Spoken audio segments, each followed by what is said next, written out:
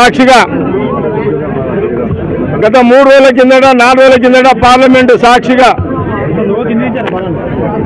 Amit Shah home minister speaker ఎంపీల సాక్షిగా పార్లమెంట్లో అనుచిత వ్యాఖ్యలు రాజ్యాంగ నేత బిఆర్ అంబేద్కర్ గారిని కించపరిచే విధంగా వారు మాట్లాడిన దాన్ని తీవ్రంగా రాహుల్ గాంధీ గారు ప్రతిపక్ష నాయకుడు కాంగ్రెస్ పార్టీ ఇది తప్పుగా మాట్లాడినావు బిఆర్ అంబేద్కర్ గారి గురించి వారు గలం విప్పినప్పుడు అమిత్ షా గారు ఏం మాట్లాడాలో అర్థం కాని పరిస్థితులలో ఈరోజు పార్లమెంటు నడుస్తున్నది. ఈరోజు దేశంలో ఆ రోజు జవహర్లాల్ నెహ్రూ గారు ప్రధానమంత్రిగా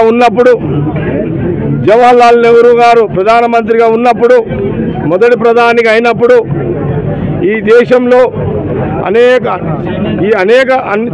రాష్ట్రాలు దేశంలోని అన్ని రాష్ట్రాలలో అన్ని భాషలలో సమస్త కులాలు బీసీలు కానీ ఎస్సీలు కానీ ఎస్టీలు కానీ మైనార్టీలు కానీ ఆదివాసీలు కానీ క్రిస్టియన్స్ కానీ హిందువులు కానీ ముస్లిం కానీ క్రైస్తవులు కానీ సమస్త కులాలలో వాళ్ళు స్వేచ్ఛగా స్వాతంత్రం వచ్చిన తర్వాత స్వేచ్ఛగా జీవించడము వాళ్ళ హక్కులను చెప్పుకునే విధానము వాళ్ళు ప్రశాంతంగా నిద్రపోయే యొక్క పరిస్థితులు దేశంలో ఉండే విధంగా ఒక రాజ్యాంగాన్ని ఆ రోజు బిఆర్ అంబేద్కర్ గారు నిర్మించడం జరిగింది.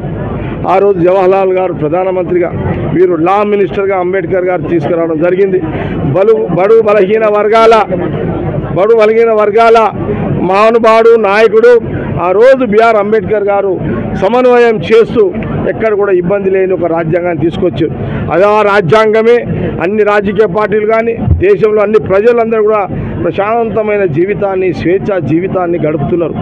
మరి ఇలాంటి ఒక మహానుభావుడు అంబేద్కర్ గారిని మరి అంటే అంబేద్కర్ రాజ్యాంగం అంటే అది ఒక కవచం లాంటిది, దేశ ప్రజలకు అది ఒక కవచం. అంబేద్కర్ రాజ్యాంగం దేశ ప్రజలకు ఒక కవచం. ఈ విషయాన్ని ఇంత ప్రజలు ఇంత స్వేచ్ఛగా ఉంటే అలాంటి మహానుభావుడిని కించపరిచే విధంగా అవమానించే విధంగా అమిత్ షా హోమ్ మినిస్టర్ గారు పార్లమెంట్లో వారి గురించి అనుచిత వ్యాఖ్యలు చేయడం, అంబేద్కర్ గారి నుంచి చేయడము, అట్లాగే దానిని ప్రధానమంత్రి మోడీ గారు కూడా దాన్ని సమర్థించడం. ఒక హోమ్ మినిస్టర్ను అంబేద్కర్ గారిని అవమానించినప్పుడు ప్రధానమంత్రి మోడీ గారు కూడా దాన్ని సమర్థించడం ఇంతకంటే దుర్మార్గమైన ఇంకేమైనా ఉంటుందని. అందుకే రాహుల్ గాంధీ గారు తక్షణమే ఆయన వెంటనే మీరు తప్పు మాట్లాడిరు, ఈ దేశ ప్రజల యొక్క కవచం లాంటి రాజ్యాంగాన్ని అంబేద్కర్ గారు తీసుకొచ్చారు, దేశంలో అన్ని సమస్త కులాలు సమస్త మతాలు ప్రశాంతంగా జీవిస్తున్నారు, అలాంటి మహానుభావుడిని కించపరిచే విధంగా మీరు మాట్లాడిన దాన్ని బేషరతుగా దేశ ప్రజలకు పార్లమెంటు సాక్షిగానే మీరు దేశ ప్రజలకు రాజ్యాంగ నేత అంబేద్కర్ గారికి క్షమాపణ చెప్పాల్సిందే. అప్పటి వరకు పోరాటం ఆగదని కాంగ్రెస్ పార్టీ ప్రతిపక్ష నాయకుడు మా నాయకుడు రాహుల్ గాంధీ గారు పదే పార్లమెంట్లో మరి క్షమాపణ చెప్పేంత వదిలిపెట్టేది లేదని రాహుల్ గాంధీ గారు పోరాడుతున్నారు. ఈ సందర్భంలో మరి 2వ రోజు పార్లమెంట్కి రాహుల్ గాంధీ గారు వెళ్ళడం జరిగింది.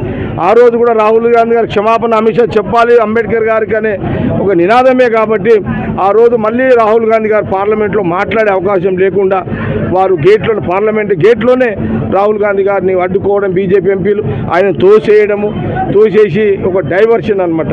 అంటే రాహుల్ గాంధీ గారు మరి పార్లమెంట్లో పోతే అమిత్ షా మీద పడతాడు, ఆయన గురించి క్షమాపణ కోరుతాడు, అంబేద్కర్ చెప్పమని చెప్పి అది మాట్లాడొద్దు రాహుల్ గాంధీ అంటే గేట్లో నాపాలని గేట్లు ఆపడం, బీజేపీ ఎంపీలు వారిని తోసేయడము, మళ్ళీ వాళ్ళే తోసేసారు రాహుల్ గాంధీ గారిని, వాళ్ళే రాహుల్ గాంధీ గారి మీద కేసు పెట్టడం. అంటే ఈ యొక్క అంబేద్కర్ గారిని అవమానించిన విధంగా మాట్లాడిన అమిత్ షా గారి యొక్క మాటలు డైవర్షన్ కావడానికి ఈరోజు రాహుల్ గాంధీ గారి మీద అటాక్ చేయడము, ఆయన తోసేయడం, ఆయన మీద కేసులు పెట్టడం, అంటే డైవర్షన్ కావడానికి బీజేపీ ఈరోజు ప్రయత్నం చేస్తున్నది. కాబట్టి ఈరోజు సంగారెడ్డిలో ఈ కాంగ్రెస్ పార్టీ కార్యకర్తలము నాయకులము ఒక ర్యాలీ కార్యక్రమాన్ని, ఒక నిరసన కార్యక్రమాన్ని బేషరతుగా రాహుల్ గాంధీ గారి యొక్క డిమాండ్ ఏదైతే ఉందో అంబేద్కర్ రాజ్యాంగాన్ని కించపరిచే మాట్లాడిన అమిత్ షా మోడీ గారు తక్షణమే క్షమాపణ చెప్పాలి దేశ ప్రజలకు, ఆయన మీద కావాల్సుకొని పెట్టే కేసులు కూడా ఎత్తివేయాలి అనే ఈరోజు సంగారెడ్డిలో మరి యొక్క కార్యక్రమాన్ని, ఈ